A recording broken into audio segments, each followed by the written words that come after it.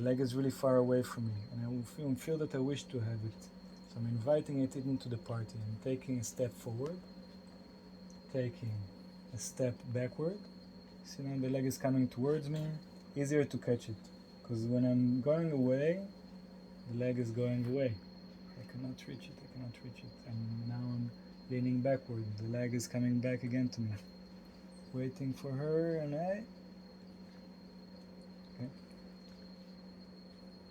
Inward, inward, inward, inward.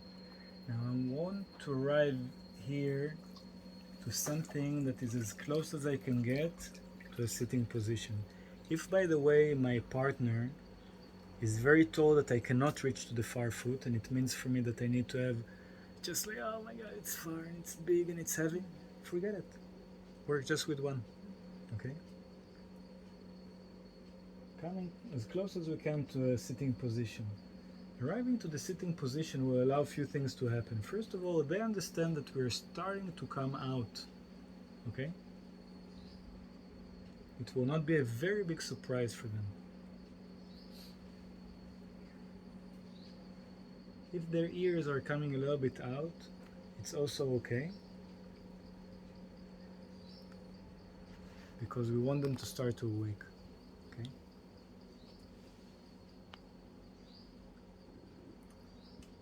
Who from you guys are usually waking up in the first snooze, and who needs another one before they will close the alarm clock? I need more than one snooze usually, I can say. As long as we'll keep them in a comfortable position, it will just reduce their ability to wake up from the session. So it doesn't mean that we want to bring them to uncomfortable, but it means that we need to bring out two elements together that they are not necessarily the same. Gentleness, but a lot of assertiveness. Okay? So he's here. And you saw also from here, by the way, you can arrive here and then maybe we will say, okay, it's a little bit too early, so you can start to bring them a little bit again into floating. This is a whole story of itself. It can last like a nice 7 minutes, just this, I'm almost there, but it's actually so nice, okay, I want to be there a little bit more, and it's a beautiful space to be in. A lot of the epiphanies that we're getting are actually from that place that we can't wake up, but we still don't wake up. And that extra time that we have in the bed from the moment that we start to slide out of the dream to that moment that we're out of the bed is very precious time. A lot of things are happening there. Cultivate that time, allow them to be in that time. Okay. From the sitting, what I really want to see is that I'm bringing the pelvis of Tun. And actually, I need the pelvis of Tun to go a little bit more to the side. Yeah. I want to bring the pelvis of Amichai to touch the wall. And my palm here that I did hello for all of you with is now really placed on his thigh. So this is kind of like my navigation. Because with this I can navigate him backward, forward, to the side, okay?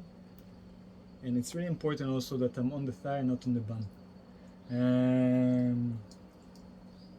I'm using my palm and I'm bringing his far thigh as much as I can to touch the wall.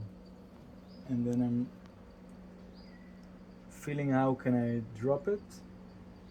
And once I drop it, especially when he's having the floaters on, I immediately press it.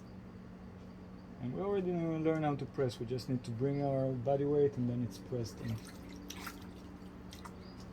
Once we already lean forward, we can also release the other hand. And if we feel that it's not possible because of the hair and just like what is happening now, I do release my hand and I use both of my hands to release the head.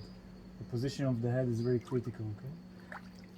Want to give some extra attention to the shoulders and to the legs and even to go around the palms. Bring more blood and movement to the body. Helping the body to wake up. Not rushing it, but giving it more and more help and indication that we're coming towards the end of it.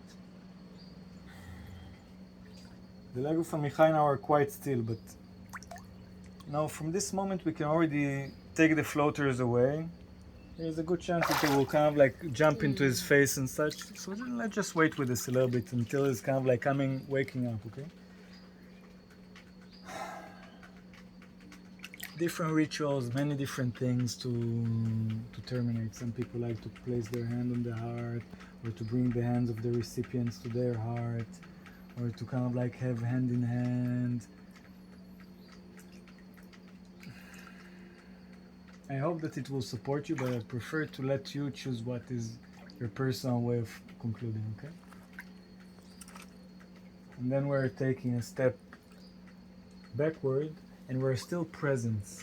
Sorry. I want to open his eyes, not to have me here, but to have me visual, so he knows that we had all this thing until now, and I'm still present for him after we separated. So important. And I'm inviting him. I will also let him know in advance that I will invite him to speak first, and I really want him to know that what he will choose to share, if he feels like sharing, will be very valuable for his experience and my experience too.